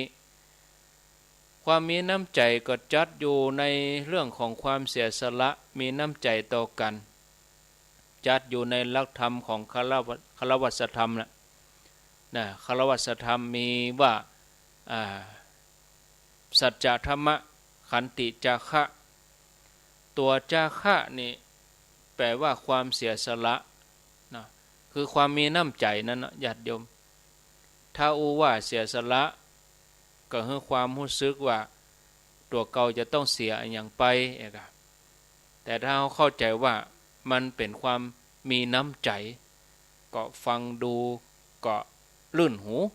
เนาะศรัทธาญาติโยมอย่างบางทีฝ่ายหนึ่งมีธุระมีเรื่องที่จะต้องขอให้เฮาช่วยเหลือถ้าเฮาตัวใจตัวเก่าจะเอาแต่ความสุขตัวเก่าเฮาบ่ให้ความร่วมมือนะแต่ถ้าเฮามีน้ำใจเฮาก็พร้อมที่จะเสียสละความสุขของตัวเฮาไปช่วยเหลือเขาได้อันนี้ก็คล้ายกับคนที่หันความทุกข์คนอื่นก็เหมือนความทุกข์ของตัวเองจาคะนี่นะญาติโยมมากับความฮักมากับความเมตตาปรารถนาให้เขาอยากมีความสุขเมื่อนึกถึงเขาก็มีความสุขตัวถ้าเขามีน้ำใจมีจาคะเป็นหลักเมื่อเขาใครให้เขามีความสุขบางทีเขาก็ต้องนึกถึงญาติโยมพิจารณาเพราะความสุขของตัวเขาก็เหมือนความสุขของเขาความสุขของเขาก็เหมือนความสุขของเขาเมื่อเขาอยากจะให้เขามีความสุขอยากให้เขาเป็นสุขเขาก็ต้องสร้างความสุขด้วยความมีน้ำใจบางทีเขาอาจจะเจ็บไข้เล็กๆน้อยๆก็ต้องเฝ้าคอยดูแลเนี่ยศรัทธาญาติโยมก็ถือว่าเป็นความสุขของเขาแล้วนะคนที่เกิดได้อย่างนี้จะมีน้ำใจนะแถมฝ่ายหนึ่งก็จะเกิดความซาบซึ้งในน้ำใจแล้วก็จะทำให้เกิดความสดชื่นบ่แห้งแล้งนะบ่แก่งแย่งชิงดีชิงเด่นกันเพราะฉะนั้นญาติโยมความมีน้ำใจคือว่าอยากให้เขามีสุขอยากให้เขาเป็นสุขนะเหมือนพ่อแม่ที่เสียสละเพื่อลูกได้ขนมมาเนาะตอนลูกน้อยๆขอเอามดแม่ก็ยอมอดเพราะอยากจะให้ลูกเป็นสุขก็ยอมที่จะให้ลูกถึงมดเลยถ้าพ่อแม่บ่มีความฮักแบบที่ว่าอยากจะให้ลูกเป็นสุขเนี่ยพ่อแม่ก็ทำอย่างนั้นบ่ได้นะก็ให้ตามสิทธิของเขาเธอมีสิทธิ์เตออีฉันก็ทำได้เตออี เกินสิทธิ์ของฉันบ่ได้นะคือไปฟ้องร้องเอาอีนะถ้าเอาตามสิทธิ์เนี่ยญาติโยมก็ต้องนะมาคอยที่จะเรียกร้องห้องหาเฮามีสิทธิ์ต่อใดบ่ดีล้ำเส้นกันนะอย่างนี้มันก็แย่ฉะนั้นญาติโยมบ่ดีเอาอย่างนั้นเฮาต้องเน้นคุณธรรมเรื่องความเมตตามีความปรารถนาดีต่อกันนะคุณธรรมถึง4อย่างนะที่ว่าสัจจะธรรมะขันติจาคะนะสัจจะคือมีความซื่อสัตย์จริงใจต่อกันนะธรรมะปรับตัวปรับปรุงพัฒนาทำให้เจริญงอกงามขันติอดทนหมายถึงความเข้มแข็งพร้อมที่จะรับสถานการณ์ต่างๆแล้วก็บุกฝ่าไปเพื่อความเจริญงอกงามให้ถึงจุดหมายคือนึกถึงจุดหมายจุดหมายที่มันไปสู่ความสำเร็จบ่เอาเรื่องจุกจิกมาถือมาสามาเป็นสาระถ้าบ่มีขันติคนเฮาถ้ามีขันติก็จะเอียวไปเก็บเรื่องเล็กเรื่องน้อยมากึดวุ่นวายไปหมดละแต่ถ้าคนที่เปิ้นมีใจอยู่กับที่อยู่กับจุดเขาจะทำเรื่องที่เกี่ยวกับจุดหมายนั่นยังบ่เกี่ยวกับจุดหมายเป็นเรื่องจุกจุกจิกจิกเขาก็บ่ถือเอาเป็นอารมณ์งานก็สำเร็จได้จาคะคือความมีน้ำใจยอมเสียสละความสุขของตัวเก่ากับแถมฝ่ายหนึ่งเริ่มต้นในครอบครัวขยายไปสู่คนรอบข้างไปสู่สังคมไปสู่ประเทศชาติบ้านเมืองเนี่ยญาติโยมรักษาความมีน้ำใจกันไว้นะญาติโยมท่านสาธุชนท่านผู้ฟังทั้งหลายในสมัยพุทธกาลมีอุบาสกท่านหนึ่งเป็นผู้ที่มีศรัทธาเลื่อมใสในพระพุทธศาสนาแต่ละวันอุบาสกคนนี้ก็ต้องทำบุญใส่บาตรสมาทานศีล5แล้วก็สักการะพระบรมศาสดาไหว้พระสงฆ์บังขาดวันหนึ่งอุบาสกท่านนี้อยากจะมาสักการะพระพุทธพระธรรมพระสงฆ์ก็เลยเอาของหอมเครื่องไทยธรรมจำนวนนักไปที่วัดพระเจตวันกราบทูลถึงความประสงค์ของตัวเก่าพระองค์ตรัสว่าถ้าเธอปรารถนาจะทำสักการะแก่พระธรรมก็ให้ทำสักการะแก่พระอานนท์ซึ่งพระอานนท์นี่เป็นคลังแห่งพระธรรมอุบาสกก็กราบทูลด้วยความร่าเริงบันเทิงใจเข้าไปหาพระอานนท์นิมนต์ให้พระอานนท์นั่งแล้วก็ทำการปูจาด้วยของหอมดอกไม้ถวายโภชนะอันดีเลิศแล้วก็ถวายจีวรลากาดีแปลงพระอานนท์เกิดว่าเครื่องสักการะตั้งหลายอุบาสกเนี่ยทำเจาะจงแด่พระธรรมบ่สมควรแก่เฮาสมควรถวายแด่พระสารีบุตรผู้เป็นพระธรรมเสนาบดีเป็นคลังแห่งพระธรรมโดยแท้พระอานนท์ก็เลยเอาเครื่องสักการะทั้งหมดเนี่ยไปสู่พระวิหารแล้วก็เอาถวายทานแด่พระสารีบุตรพระสารีบุตรเกิดว่าเครื่องสักการะทั้งหมดทั้งมวลเนี่ยที่คนเอามาทานเนี่ยเอามาทานแด่พระธรรมควรแด่พระสัมมาสัมพุทธเจ้าผู้เป็นเจ้าของแห่งพระธรรมพระองค์เดียวพระสารีบุตรก็เลยเอาครัวทั้งหลายเนี่ยไปถวายพุทธเจ้าพระสงฆ์ได้สนทนากันเรื่องอุบาสกผู้ที่ถวายทายธรรมแด่ทักขิณยบุคคลพระพุทธเจ้าก็นำอดีตมาเล่าให้ฟังว่าในการก่อนเมื่อพระพุทธเจ้ายังบ่อุบัติเกิดขึ้นเตื้อก็ได้เกิดเรื่องนี้ขึ้นมาเรื่องทำนองเดียวกันเนี่ยเรื่องก็มีอยู่ว่าในอดีตการพระเจ้าพมทัตของราชสมบัติอยู่ที่เมืองปาราณสีเมื่อพระองค์ตรวจดูจริยวัตรของพระองค์เองก็บ่มีภัยติเตียนโทษของพระองค์เลยวันหนึ่งพระองค์ทรงดำริว่าจะออกไปฟังข่าวนอกเมืองจะออกไปนอกเมืองว่าจะมีภัย ติเตียนจะมีไผโตดพระองค์พ่องก็เลยมอบราชสมบัติให้มูฮัมหมัดปลอมตัว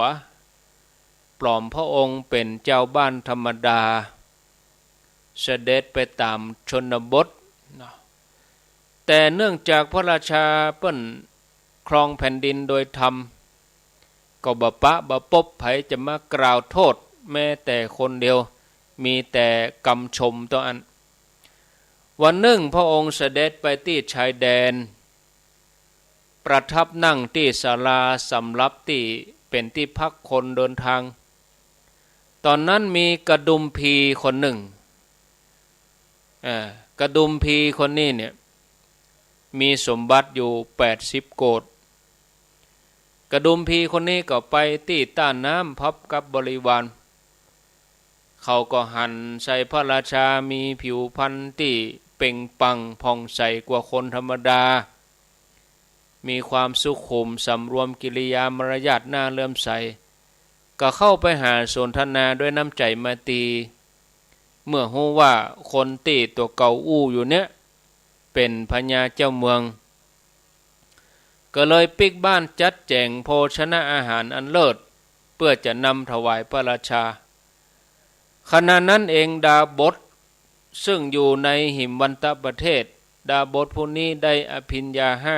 5ก็เข้ามาพักที่ศาลาหลังนั้นเหมือนกันพระปัจเจกพุทธเจ้าก็เสด็จมาตั้งอากาศแล้วก็ไปนั่งที่ศาลานั้นแถมองค์หนึ่งกระดุมพีนี่ถวายน้ำชำระพระหัตถ์แด่พระราชาน้อมนำอาหารอันเลิศเข้าไปถวายพระราชารับแล้วแทนที่จะเสวยเองก็เอาให้โปโลหิตก็เอาไปให้ดาบทก็เอาไปถวายพระปัจเจกพุทธเจ้ากระดุมพีหันอาหารของตัวเก่าถูกส่งต่อกันเป็นทอดเกิดความสงสัยขึ้นมาในใจไปถามพระราชาว่าข้าแด่พระองค์ข้าพระองค์หันพระองค์ผู้ทรงสุขุมารชาติคือว่าเป็นผู้ที่ดีเลิศประเสริฐที่สุดเคยประทับในพระตำหนักอันประเสริฐทรงบรรทมอย่างดีเลยเสด็จออกจากพระราชวังมาต่างถิ่นที่บ่มีความเจริญตัวข้าพระองค์ก็ได้ถวายเข้าอย่างดีอาหารอันดีพระองค์รับภัตตาหารแล้วบัดเสวยแต่พระราชทานให้กับพราหมณ์โปโลหิตเนี่ยอย่างพระเจ้าข้าพระราชาก็ตรัสว่าพราหมณ์เป็นอาจารย์ของเฮาเป็นผู้เคยติเตียนเฮานี่ก็เลยควรที่จะได้รับโภชนะเฮาก็เลยเอาโภชนะอันดีเนี่ยให้อาจารย์กระดุมพีนี่ก็ถามโปโลหิตถามว่าพระราชทานอาหารอันเลิศอย่างนั้นเป็นจะได้ท่านถึงเอาไปให้ดาบทเสียเล่า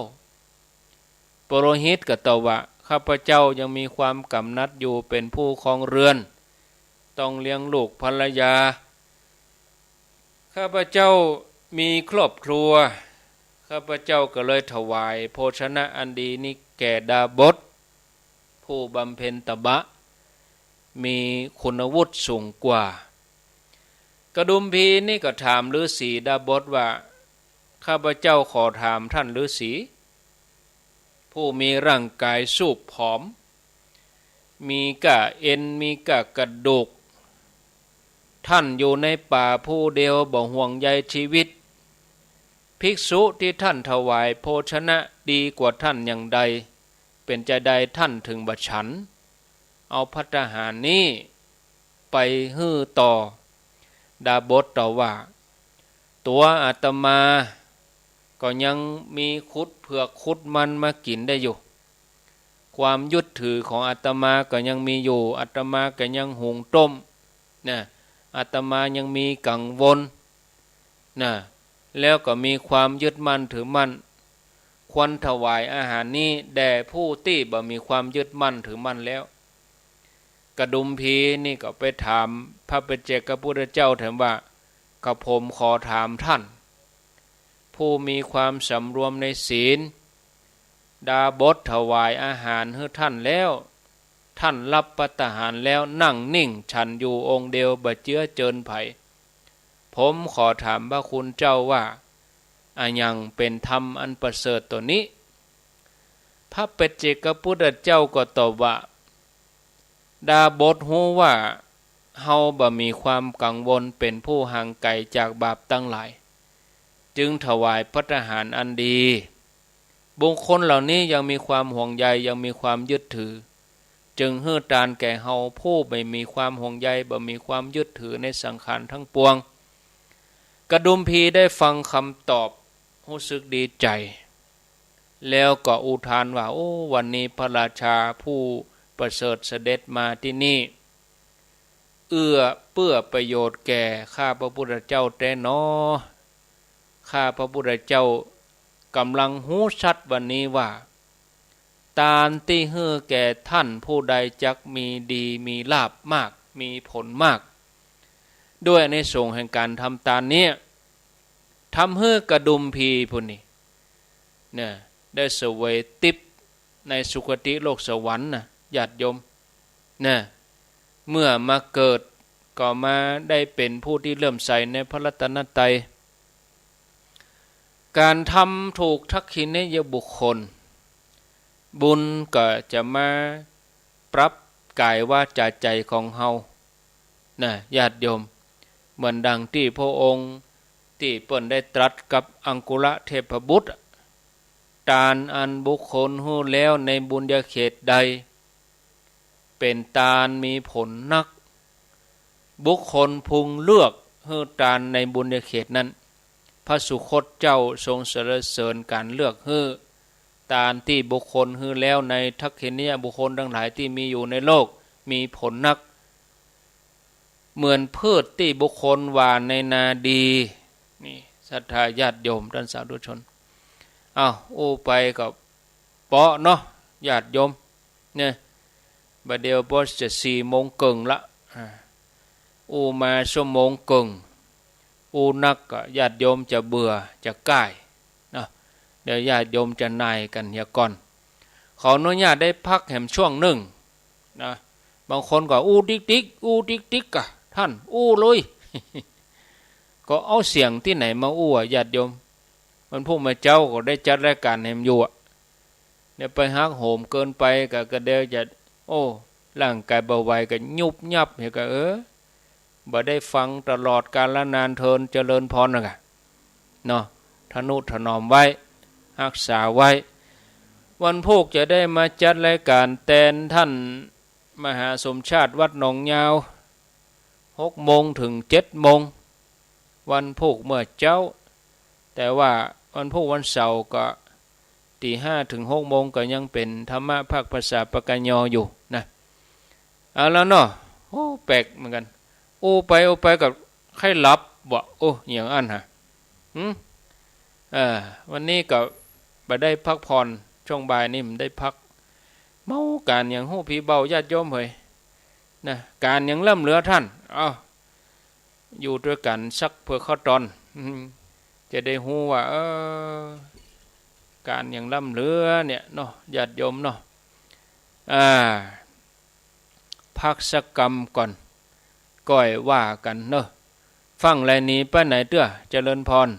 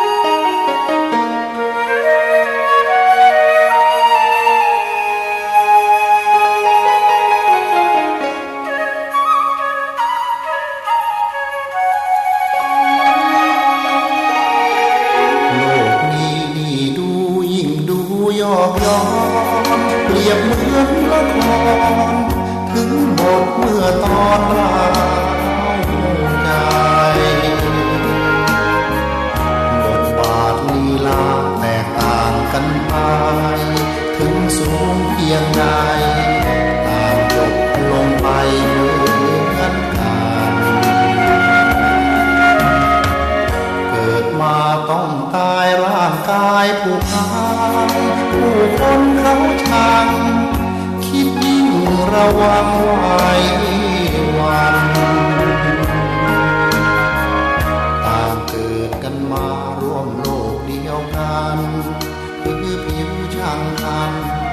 บ้างเหยียดหยามกันเหลือเกินโลกนี้คือละครบทบาทบางตอนชีวิตยอกย้อนยับเยินชีวิตบางคนรุ่งเรืองจำเริญแสนเพลินเหมือนเดินอยู่บนหนทางวิมานโลกนี้นี่ดูยิ่งดูเศร้าใจชั่วชีวิตวัยหมุนเปลี่ยนพันไปเหมือนมาปิดฉากเรื่องร้องฝุ่นพงตราการครั้นแล้วไม่นานเปิดทางเป็นความเศร้าใจ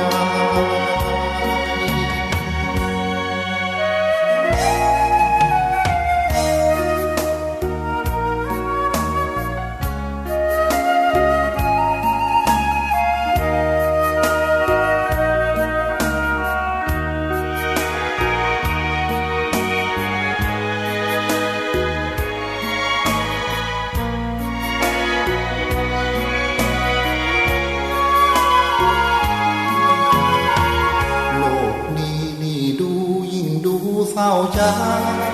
ชั่วชีวิตวัยหมุนเปลี่ยนพันไปเหมือนมา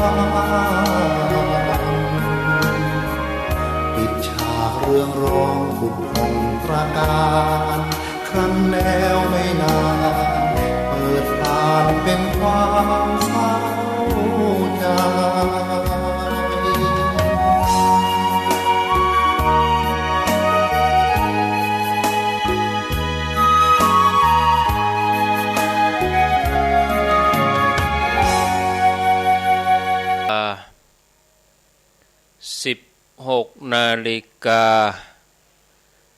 16:33 นาที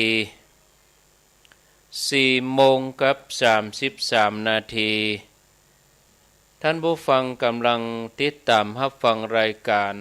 สาระธรรมยามแลงรายการสาระธรรมยามแลง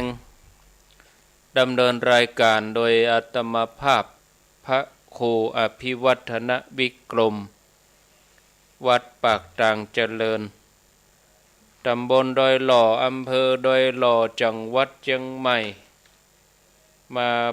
าพบกับญาติโยมท่านทั้งหลายเป็นประจำทุกวันศุกร์เวลา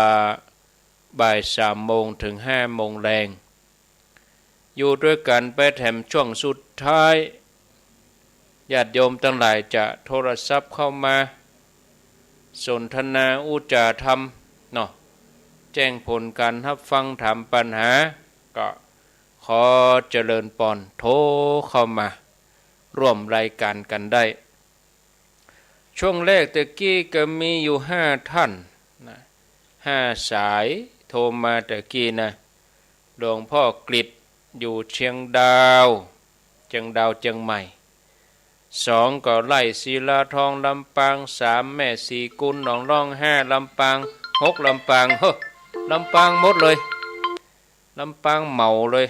ตะกี้นะเจริญพร0998366322สัญญาณไม่ชัดอาจารย์กิตนิมนต์เลยว่าอย่างใดได้ยินหรือมะจบข่าวสัญญาณโทรศัพท์ไม่ดี0998366322หลายท่านที่บอกว่าโอ้มีเวลาท่านพระครูเปิดสายน้อยไปหน่อยนี่นะก็นี่เปิดให้โทรเต็มที่แล้วสาระธรรมะที่เตรียมไว้นี่หมดแล้ว จะอู้ต่อก็ได้อยู่จะอู้ต่อก็มันจะนักล้ำก็กลัวญาติโยมเบื่อกลัวญาติโยมนายเนาะอู้นักล้ำคนก็ก่าย เกิงกลางไหลหากันเหลือแหมประมาณแหมกี่นาทีเนี่ยญาติโยมแหม20นาทีได้0998366322เจริญพรพระเจ้าโทษจากจังใดจากแม่น้อยบ้านตะโทกตำบลดงฝายอำเภอเมืองลำปางเจ้าว่าจะได้แม่น้อยก็เข้าใจถูกต้องดีค่ะไปติ๊กโทรมาติดแล้วเต็มที่ไปเมาไข้หัวติ๊กน่ะเปิดโอกาสให้แล้วโทรติดแล้วเจ้าอย่างแถมแฮะติดแตกเสี่ยงกะจะรู้ไม่อย่างเนาะก็โทรติดแล้วก็เลยกะที่สองท่านมาก็ไปน่ะแบบไปได้เปิ้นถึงว่าจะไปเตะผมไปกับยุ่งกะยุ่งเนาะแม่ก็จะไปนะท่านโมทนาโทรติดแล้วก็บอกติ๊กกะให้หยังก็ไป0998366322เจริญพรสัญญาณไม่ค่อยดีครับวันทุกคออันนี้นิมนต์เลยครับเมื่อกี้นี้ที่ผมโทรไปครั้งแรกช่วงแรกนะที่อาจารย์ก็ฟังไม่ค่อยรู้เพราะว่าผมโดนนั่นพายุไงบนกุฏิเนี่ยผมอยู่กระได9 ขั้นน่ะโอ้แรงมากเลยอาจารย์เมื่อประมาณวันที่4ประมาณ20 ทุ่มอาจารย์ตะวันน่ะกะเมื่อวานเนี้ยโอ้สุดยอดเลยผมอยู่ข้างบน9 ขั้นเนี่ยใจไม่ดีเลยถ้าลมมาอย่างนั้นต้องลงมันช่องพอดีเลยลมมาอย่างนั้นต้องลงตั้งลุ่มครับมันมาทั้งมีเขารอบๆนะอาจารย์ที่ผมอยู่เนี่ยถ้าลมมาอย่างนั้นน่ะเราก็ต้องลงอยู่ต่ำโหผมอยู่สูงอาจารย์เนี่ยไหน9 ขั้นรีบลงไปอยู่อย่างบนปุ่นเนาะว่ามันท่มมาก็ไปมีว่ะลงมากะฝนลมมานะก็ต้องลงลุ่มกะครับผมก็เพิ่งเจอเนี่ยอาจารย์ไม่เคยเจอเลยครับสาธุก็ไปอยู่อย่างสูงลมมาก็ลงลุ่มกะลมมึงก็ไปอยู่อย่างนั้นน่ะเฮานี่ก็ไปตั้งแต่ฟ้าแมบเลยก็เป็นห่วงสุขภาพเนี่ยสถานที่นี่บางทีมันก็ต้องพอด้วยมันอยู่สูงล่ำก็กุฏิสูงลมมาก็ต้องลงลุ่มลงอยู่ต่ำ0998366322เจริญพรไม่สาเจ้าตุลุงเจ้าอยู่ที่ไหนอยู่บ้านหม้อเจ้าบ้านหม้อไหนมีหลายหม้อฮะอยู่บ้านวังหม้อตำบลตุงฝ่ายนี่เจ้าตุงฝ่ายลำปางเจ้าได้ยินทีก็ได้ยินชัดเจนดีเจ้าวันที่12ไปแอวหากันเนอะไปกะเนาะเก็มแล้วนะมาไปนิ่มได้เนอะใกล้หั่นน่ะเก็บมันแกงพักนั่นไปแกงยังแกงพักที่ขวางก็ตำน้ำพริกน้ำปูปอดโผใครไปวันพุกเลยนี่การมหาชนชาติเป็นสร้างไว้หรอกอันกะครูบาอาจารย์ไปหลายตนกะเปิ้นไปหลายตนอยู่กะหันหน้าหมดคุมกะหันไปอันที่จอนที่ไปพระธาตุสีดองเมืองกะหันโมดีแล้วดีขนาดเนอะได้ยินทีก่อนนี่เจ้าเป็นกำลังใจนะเจ้าได้ยินชัดก่อชัดเจนดีชัดแจ๋วดีเนาะจกดีเนอะจกดีเจ้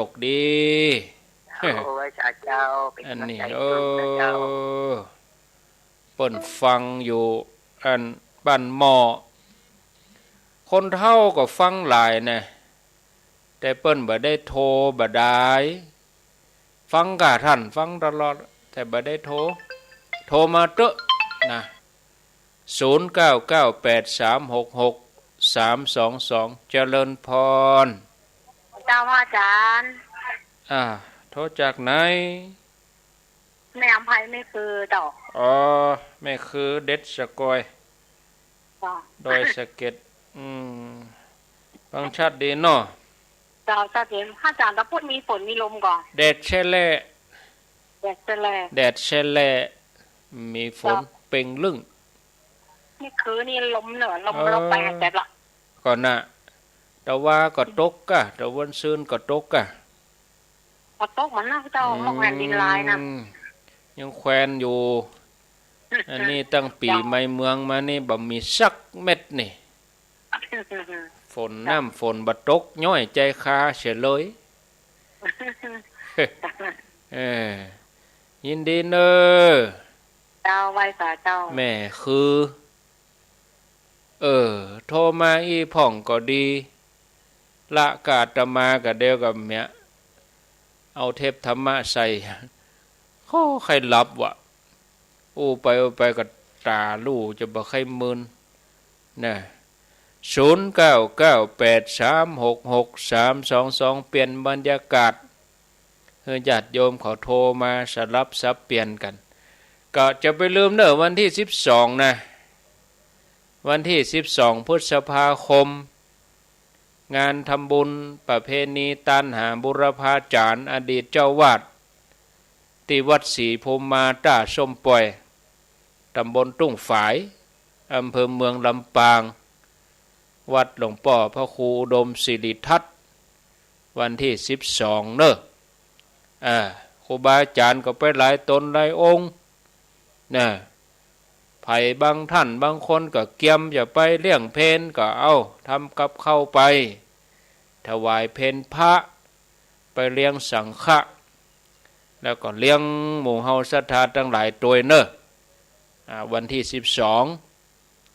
จุดประสงค์ก็คือทำบุญประเพณีทำบุญตันหาบุรพาจารย์ทำบุญทักษิณานุปทานแล้วก็ฟังเทศอาตมาจะเทศเหี่ยสักเกิงชั่วโมงเหลือแถมน้อย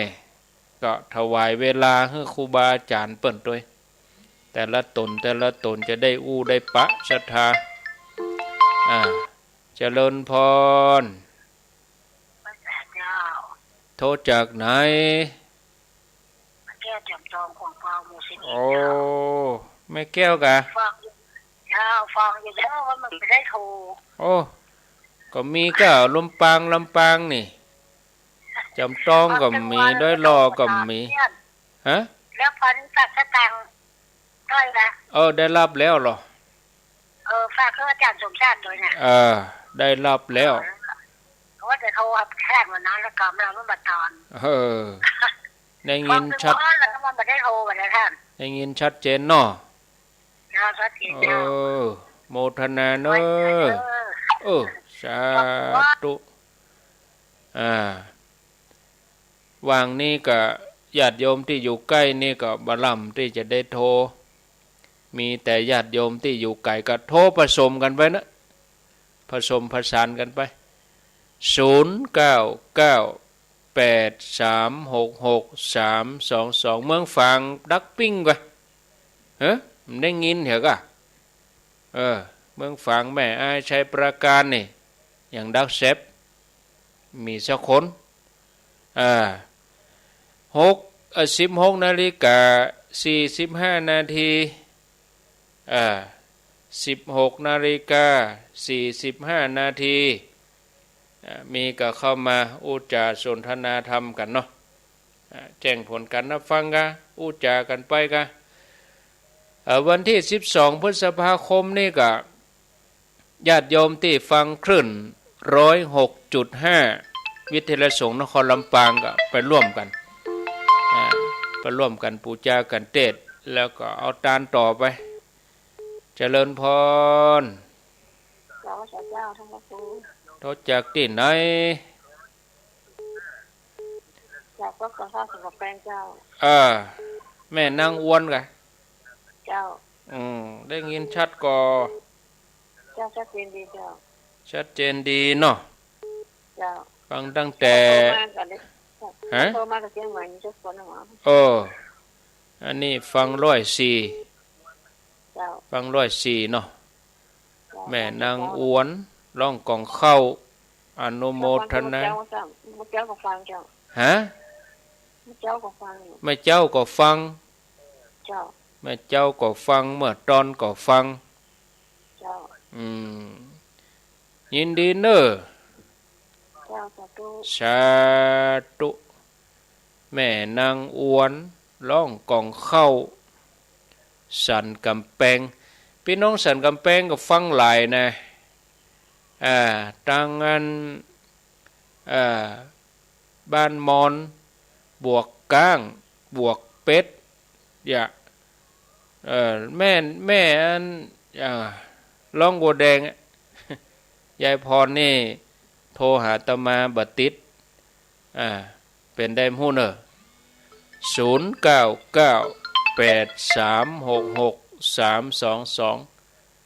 เจริญพรเจ้าว่าทานไม่ปงยังคกเลยเจ้าปงยังคกเจ้าปงยังคกบักไก่ต้นใดเจ้าบักไก่เจ้าในเจ้าในกระฟังตอนบ่ายในกระฟังโทกับบักไก่ตั้งคนนะเจ้าวันนี้จับแล้วเจ้าบักไก่ครับโอ้โหบักกันเปิดนะเจ้า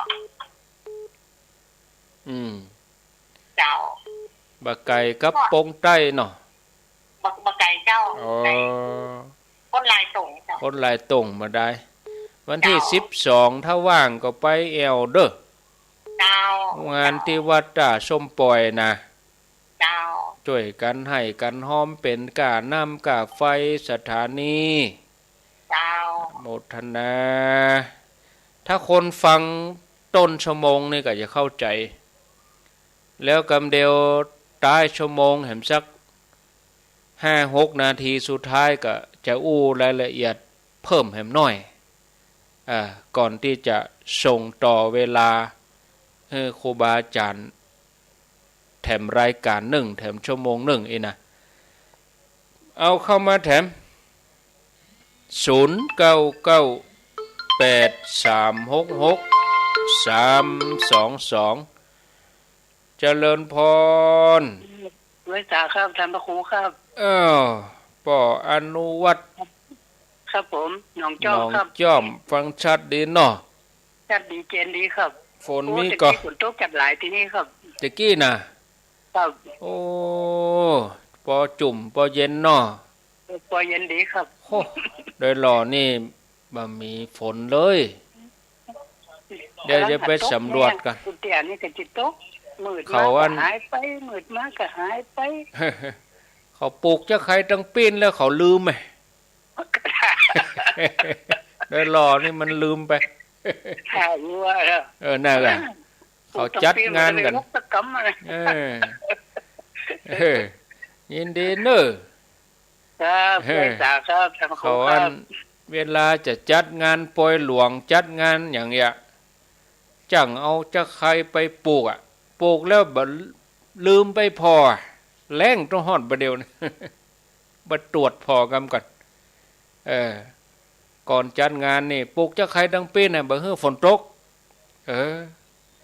บ่ตกก็บ่ตกแต่สวดไปก็สวดมาจวดไปจวดมาบ่ตกก็เปิ้นสักเตื้อได้ร้อนกายไปกายมาเฮียมาหายเนี่ยมาหายแต่หมู่อันขวงเป่าแต่หมู่จอมตองข้ามไปพวกสับตองปุ่นเจริญพรเจริญพรติดหล่นเนอเจ้าขอบคุณเจ้าโทษจากไหนปอกโทษจากแม่ท่าครับอำเภอแม่ท่ากันบนวังเงินนะบนวังเงินอำเภอแม่ท่าจังหวัดลำปางฟังชัดดีเนาะฟังถึงวันนั้นนะไกลเหมือนกันนะก้นตันกันโจทย์เบอร์วัดตันโอ้วัดตันเปิดนั่นก็เขียนไว้กะเอาปากกาเขียนไว้ ประกาศเขียนนี่เขียนได้เนี่ยเขียนไว้เนอะกันนี่นะขอบคุณเนอะสาธุสาธุฟังตัวยายฮะเนาะ2 คนตายายอำเภอแม่ทะจังหวัดลำปาง0998366322อ้าวเจริญพรไหว้สาเจ้าพระอาจารย์โอ้ยป่าไม้แดงดอยสะเก็ดนี่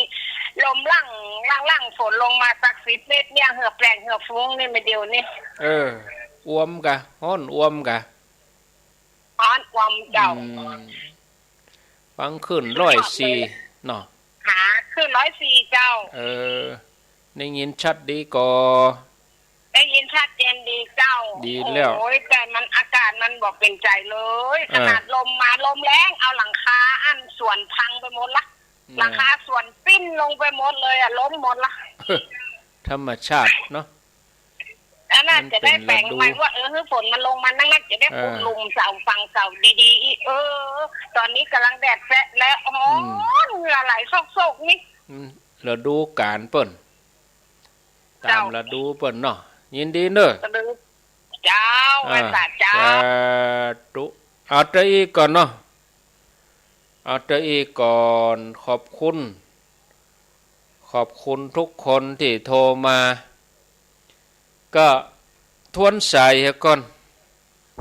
ทวนสายแล้วก็มาประชาสัมพันธ์งานวันที่12นี้เพิ่มเติมเห็นหน่อยสายที่1สายแรกหลวงพ่อกิจอยู่เชียงดาวปางโมกหลวงพ่อกิจสายที่2ก็แม่น้อยตาโถกสายที่3ก็โทรมาหำกำหลวงพ่อกิจโทรมาหำกำรอบ2สายที่4บ้านหม้อตุ้งฝ่ายลำปางสายที่5แม่คือโดยสเก็ตสายที่6แม่แก้วขวงเปาจอมตรองสายที่7แม่นางอวนร่องกองเข้าสันกำแพงสายที่8ปงยางคกลำปางสายที่9หนองจอมปออนุวัตรสันทรายหนองจอมสายที่10ก็อยู่แม่ทะลำปางล่าสุดที่จบไปแต่กี้กับป่าไม้แดงบ้านป่าไม้แดงเด็ดสกอยดอยสะเก็ดป่าไม้แดงเมืองอันชัยประการบุกมีนะอันนี้ป่าไม้แดงดอยสะเก็ดเนาะเอาละขอบคุณทุกท่านที่โทรมาที่โทรบัดดันก็จะไปน้อยใจเนอะเขียนเบอร์ไว้แล้วรายการอาตมาจัดตนเดียวรูปเดียวทุกวันศุกร์เวลาบ่าย3 ถึง 5 โมงแรงอันนี้มาตนเดียวแต่ถ้า2 ตนวันพุธเนอะวันพุธกับท่านพระครูสุเมธธรรมเสวีรายการบ่าย3วันเสาร์วันอาทิตย์นี่บ่มีเนอะวันเสาร์วันอาทิตย์บ่มีแหมกรรมก็วันจันทร์ที่8ปุ่นนะวันจันทร์ก็ตุลุงยองวันการก็เน้นลักวันพุธอาตมากับท่านพระครูสุเมธวันพัดก็เอาสัญญาณที่วัดบุญญาวาสมาออกที่มจรวันศุกร์ก็อาตมาแยกเวียนกันไปอย่างเนี้ยแต่ส่วนเมื่อเจ้านี่ก็สลับซับเปลี่ยนกันนะเมื่อคืนก็มีครูบาอาจารย์มาจัดรายการเบิ้ลเมื่อคืนก็หลวงพ่อพระครูสุจิตานุรักษ์หลวงพ่อเจ้าคณะอำเภอฝางหลวงพ่อจะได้มาจัดรายการ2 ทุ่มถึง4 ทุ่มบึ้ดเมื่อคืนญาติโยมตั้งลำปางอยากฟังก็ไหลซ่อหาเอาถ้าเป็นคลื่นที่ 106.5 ก็เป็นท่านพระมหาบวรวิทย์รัตนโชโตที่วิทยาลัยศูนย์นครลำปางนะ2 ทุ่มถึง4 ทุ่มแต่ในเครือข่ายขึ้นสีขาวนี่บึ้ดเมื่อคืนเป็นหลวงพ่อพระครูสุจิตานุรักษ์หลวงพ่อเจ้าคณะอำเภอฝางวัดพระบาทอุดมถ้าญาติโยมอยากจะฟังก็ไหลซ่อหาเอาสถานีที่ลำปางก็มีเนอะสตาร์เรดิโอสถานีวิทยุลำปางเรดิโอ101 FM 101.75รับฟังที่ห้างชัดก็มี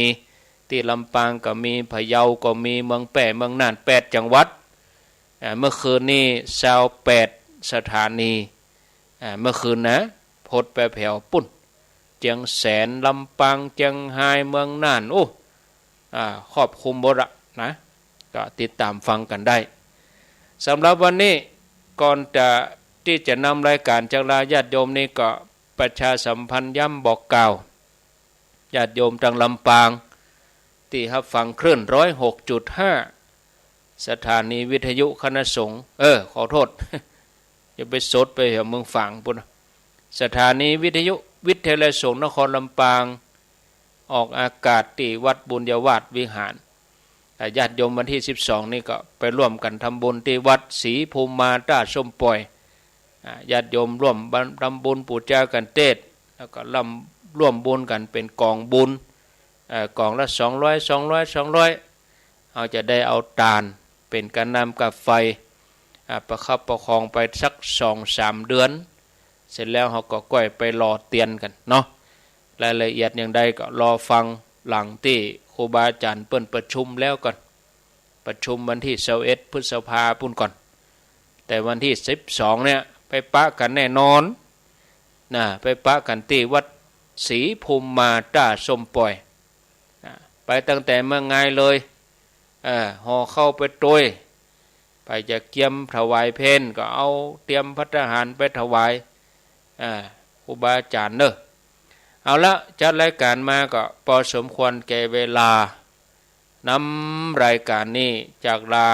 พอออกไม่ออกศรัทธาไปก่อนอายุวันโนสุขังปลา